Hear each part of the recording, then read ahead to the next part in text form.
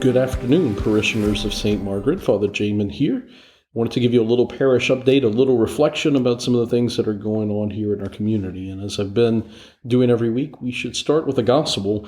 And this specifically will be the gospel for the second Sunday of Easter, from John's Gospel, chapter 21.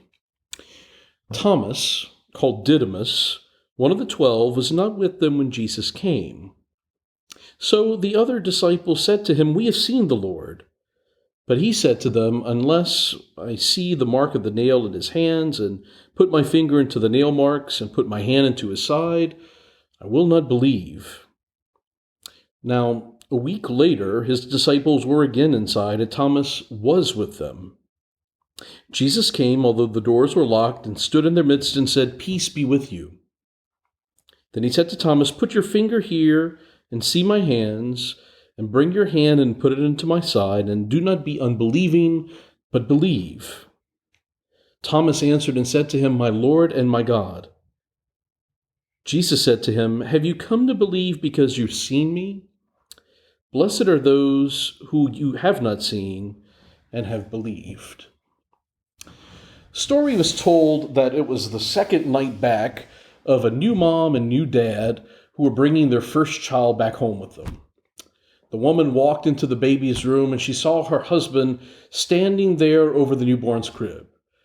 And as she watched her husband look down upon the crib, she noticed a whole variety of different emotions in his face. A little disbelief, some amazement, some skepticism, perhaps to name a few. And she began to doubt herself.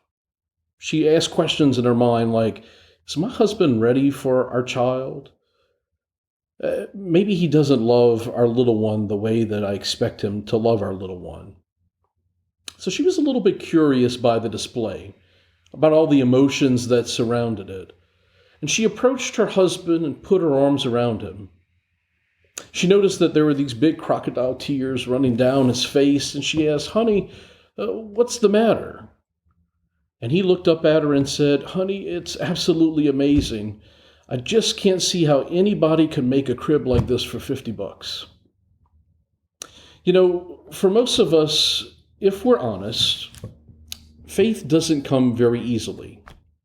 We have doubts. Doubts can be stubborn, they can be persistent, and sometimes faith doesn't come even after we've personally experienced the answer to the questions that we pose ourselves.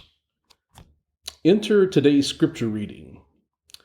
Good old Doubting Thomas. Poor guy gets such a bad rap. He's got other nicknames in the scripture. It's called Didymus, but the one that sticks is the one that we heard about in this one gospel episode. But I don't know why Thomas gets such a bad rap, because he doesn't ask for anything in the gospel more than any of the other apostles or disciples received.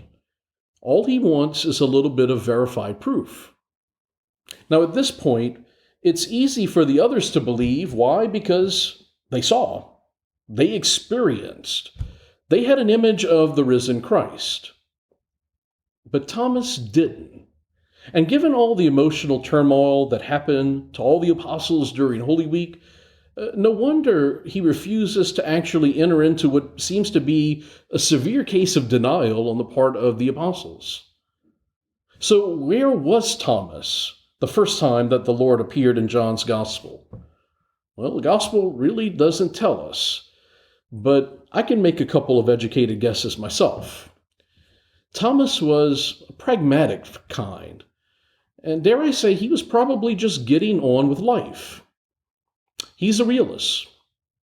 Think back to John chapter 11. He's the one that recognizes Jesus, that if Jesus were to return to Judea, he would be the person that would ultimately face death. It's Thomas who ultimately urges the other apostles to go with him. So we don't know where Thomas was, but we do know where he wasn't. He wasn't locked up. He wasn't cooped up in that upper room like all the other apostles, simply afraid because of their cowardice and their fear. So when he hears about the story, simply hearing about it simply isn't enough. Why? He couldn't trust their word. He had to see it himself, to feel it, to touch it. Thomas puts all of these particular conditions upon what it takes for him to come to some type of belief. He really does what we need to do. He takes the words right out of our mouths, and he gives a voice to every single person who's ever experienced some particular doubt of faith in their own life. I don't know that we like to admit it, but we're little bitty doubting Thomases too. We often sit around dumbfounded because it's hard for us to accept a faith that often seems very irrational. Think about what we celebrate at Easter. God would be willing to become one of us to suffer and die for us.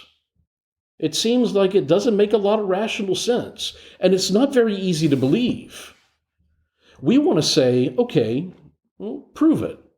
Let me see it. Let me touch it for myself. The interesting part of the gospel, I think, is that Thomas sets all of these conditions for belief. And Jesus doesn't have to, but he fulfills every one of those preconditions for Thomas. And Thomas even gets to see and feel and touch the Lord himself. He's able to probe the wounds of Jesus' side until he can finally exclaim with fullness of faith, yes, this is my Lord. This is my God. We'll get through this thing sooner or later. That's our mantra, right? You hear it on the news. That's what we believe. But in our heart of hearts, I think we become Thomas. We want to say, give me the facts, the figures, prove it.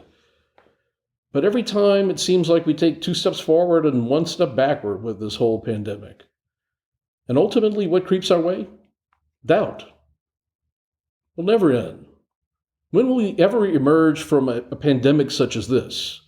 And even if we do, is it come back and get us sooner or later again? There's good news in the gospel, though. Despite our doubt, Jesus meets all of those conditions. And just like he did Thomas, he opens up the wounds and says, okay, if you need to probe them, go ahead and probe them.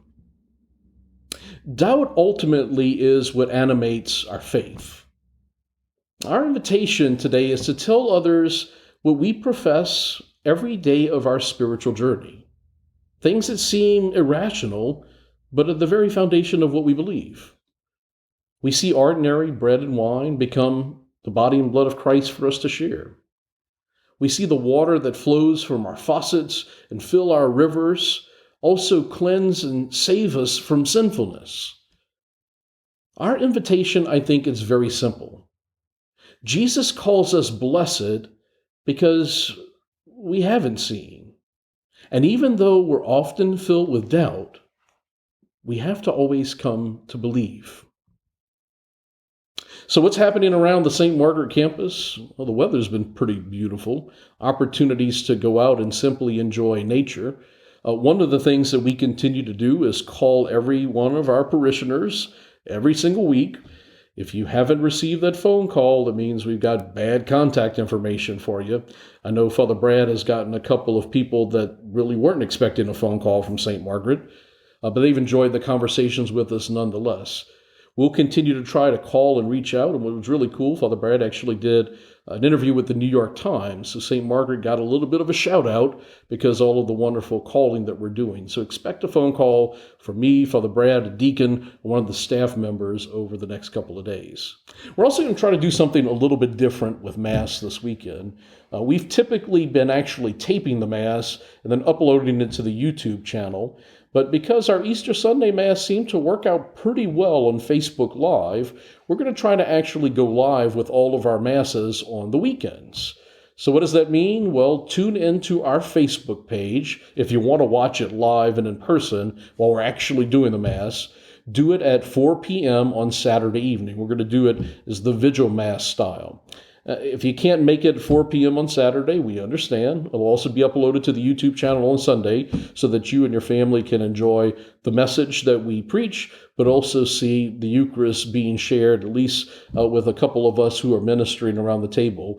anxiously waiting for you to return for the day whenever this pandemic will be over. So remember, Facebook Live on Saturdays at 4 p.m. And if you can't make it then, you can always go to our YouTube channel, subscribe, and check it out once we finally archive it there. In the meantime, we continue to find new and creative ways to minister. But I know that I speak for Father Brad and for all of us when we say that we still miss you. Don't doubt too much. There's an end that's in sight. And sooner or later, we will be able to see each other face to face in the flesh once more.